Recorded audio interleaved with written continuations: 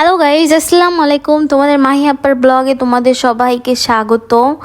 তো দুপুরে লাঞ্চে ছিল ঝাল ঝাল রসাগোসা চিকেন রোস্ট, তারপর ডাল ভুনা ছিল, তারপর পোলাও ছিল, তারপর একটা ভাজিও রান্না করছে, বাট ভাজিটা নিই নাই, আমি খাই নাই দেখে আমি ভিডিও নিই নাই।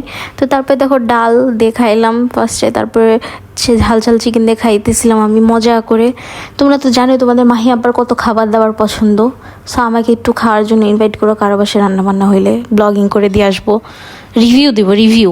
তারপরে আম্মু বললো আম্মুর একটু ভিডিও নিতে, তো আম্মুর ভিডিও নিলাম। মাম্মা কিউট করে খাইতেছিল, নিজের রান্না করা খাবারের নিজে রিভিউ দিতেছিল। সো তারপরে তো বিকালবেলা পিঠা ছিল, পিঠাটা বের করলাম খাবারের জন্য। তারপর চা বানাইলাম সুন্দর করে, আমি কিউটভাবে চা বানাইতেছিলাম। তো চা বানানোর পর চাটা রুমে নিয়ে এসে আম্মুরে দিলাম, তারপরে আমি খাইলাম। তারপরে রাতে ডিনারে ছিল ইলিশ মাছের ভুনা। তারপরে আম্মু একটু ডিম দিল, আমি ডিমটা খেয়ে নিচ্ছি, আমার ডিমটা পরে আম্মুর পাত থেকে একটু ডিম দিল, তারপরে ডিম দিয়ে ইলিশ মাছ দিয়ে সুন্দর করে ভাত মাখিয়ে খাইলাম। তারপরে আজকের ব্লগটা এই পর্যন্ত। সবাই ভালো তো, আল্লাহ হাফেজ।